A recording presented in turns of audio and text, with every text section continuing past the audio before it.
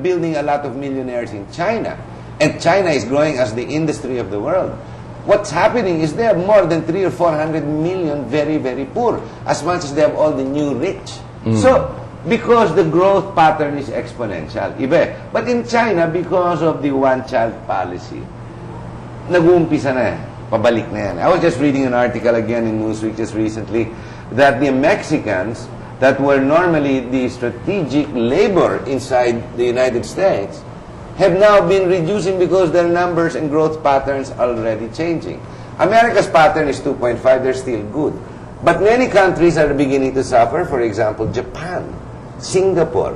Nako, every year, pakaunti na mawawala. Anong solution dyan? No, I don't know what the... Well, it's very difficult. I'm not the leader, but I know that democracy cannot be, the rule of the majority cannot rule the learned. I still believe the learned. But what is the majority? Yun ang aking problema sa ating democracy. What is the majority?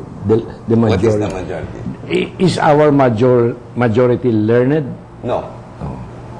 So, that's the problem. But we spend close to so many billions year after year, if I'm not mistaken, already up 140B. We're already spending the most we can, and Congress is trying to upgrade that as much. The Constitution says 20%.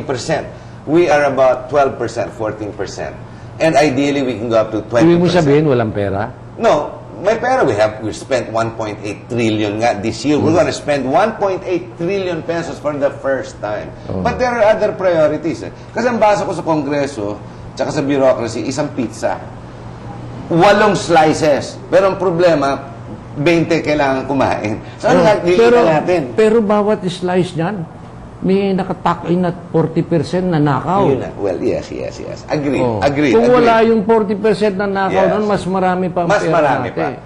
Agree with you. I agree. There's corruption that has to be addressed. And the only way you can address that really is if you have genuine leaders who want to reform. Difficult. The problem is, these people who are voted with the power to go into the government are the very same people that everyone is saying should not be there, but then they have what they call the mandate because the majority again rules. Because, for example, RH bill. There's two sides, di ba? Reproductive. Are you for, are you against? I've heard both sides. I've really heard both sides. Economically, even the Ateneo teachers, the academe, sa Ateneo pa man din, are really against it. They're for RH bill. And yet the Catholics and whatnot, they're really against it. There's two sides of it. Kasi sinabi nga daw sa Bible, sabi ng God, increase and multiply. And that's exactly what we did. And fill the earth. Kukunti pa lang naman ang tao noon, di ba? Ngayon hindi na pwede. Oo. Ngayon hindi na pwede. Maging responsible na ang tao ngayon. Kasi yung mga mahihirap, gusto ko maraming anak kasi malay mo, yung isa dyan maging senador, maging doktor. Nanay, paano magiging doktor yung anak mo? Hindi mo mapag-aral. Iyon nagiging problema. Kulang nga. How do we promote change? How can we promote change, Jun? You've reached the stage of frustration, and you're not a stupid person. You also don't just criticize for the hell of criticism. Mukha lang stupid. No, but you don't. You do not criticize for the hell of You don't enjoy criticizing for criticizing. You always have an underlying message. How do we go forward? It is going to be a massive advertising campaign. That means it involves media. We are going to... Then we're dead in the water because our media don't care. They're only trying to make money. We would like to launch a movement, change the Filipino. Everybody will have to be involved. Everybody who believes that there is change should happen in this country should be involved. That means everybody. Hindi pwedeng, hindi ako kasali dyan. Hindi pwede yung grupo lang ni ganon o yung grupo lang ni ganon. Di ba? Yung mga black and white. Yung hindi pwede yan. Kailangan iisa lang tayo. How can we do that? Kailangan may aspiration, may leader, aspirational leader. May isang leader talaga. Ito, si Noynoy. Kayang-kaya mo yan. Kayang-kaya niya yan. Whatever lang. Kung yan lang... 14 million votes went his way. Kung yan lang magagawa mo, sir, you can change the country. Willpower lang po. Huwag kang makikinig doon sa mga sul-sul-sul, sino-sino dyan. Media, what should media do? Media. Is media doing what is right today? Yes and no. May maalam ako dyan ng mga ACDC. Yan ang delikado. Attack collect, defend collect. collect. Ay, yung iba na sa narinig ko, yung ibang media naman na napapatay, they were not true to their word. Minsan nangako na hindi na gano'n. Kaya tinira. Tinira pa, di ba? So, lahat tayo may kasalanan eh. May kasalanan. Hindi ko sabi kasalanan ng media, kasalanan ng pulis, kasalanan ng militar, ni congressman, ni mayor, ni Juan de la Cruz. Kasalanan ni Aling Bebang na nagtitinda sa palengke. Na yung kanyang timbangan dinadaya niya para kumita siya. Na yung salop ng bigas binabawasan niya. Ladies and gentlemen, we're already at the end of the program. The reason Jun Urbano is here with us, it's already 1 hour, believe it or not. Bilis naman. Magaling ka. You're very interesting. The reason Jun Urbano is here with us today is because we are convincing him to do his own talk program because he's a very interesting man, because his passions run very high. He has a different way of conveying messages. He uses comedy. It's like it just comes out of nowhere. But more than anything, he really cares. Now, what are you going to do? Jun, what are you going to do to improve society now? There's nothing I can do except do what I can physically do myself. Well, people listen to you. Si Mr. Shuley, well, that much I can do. Pero beyond that, I don't think I can do more.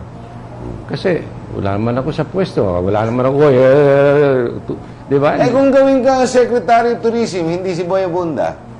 Ay, wag. Mas magaling si Boy. Okay, there you go. I got his goat there. I got his goat there. Ikaw, salbahe. Salbahe ka, Mr. Tabak. Ladies and gentlemen, your last message to our viewers. We really have to end the program. I would like to thank the people who have supported Mr. Shuley and believed in Mr. Shuley. And I will continue whatever I've started as long as I can. Ako po nananawagan nga lang dito sa mga bagong administrasyon na sana gawin naman po ninyo na magbago na po tayong lahat ng mulad ng ating bayan. Ganda nga po. Ladies and gentlemen, again, very quickly, the book, it's Ang Alamat ni Sumakwel. Pagsilang ng barangay. Pagsilang, the birth of the barangay. The birth of the barangay. So it's, you will get it hopefully with the new Department of Interior and Local Government in the barangays, Department of Education, hopefully. But if you want to get in touch, well, get in touch with me. I'll put you on to Mr. Urbano. The purpose is not profit. It's not to just expand the book, but it's to get it to as many eager minds that need to understand what we have. It's called culture. It's something. After this book, yes, Harry, I'm doing one about the aswang and the manananggal. You know, are you serious? The Filipino mythological That's good. That's good. Diba? Yung kalahating tao. That's good. At least yung Pilipino. Mga Pinoy talaga. Pinoy. Well, ladies and gentlemen, we hope you've enjoyed today's program. It may seem like we're just sitting around talking, being casual and everything else. But alam niyo po, if only you would do that on a regular basis rather than not create intrigue within your family, your relationships, and or the movie stars you always just want to talk about. It's called the exercise and communication for the purpose of trying, to improve oneself. Alam niyo po, national identity, that's what we need. A Filipino. What exactly, who's going to create that? We've talked about that so many times in our program. I will do my best on behalf of GNN to promote all the nation-building efforts and to try to promote to you what is right, what is correct. That's all we can do. Jun Urbano is another man who's going to keep trying. Of course, the next message is, what are you going to do? Maraming salamat po. My name's Harry Tambuatco. Stay with us. We have much more for you right here at GNN. Thank you very much. Thank you, Harry.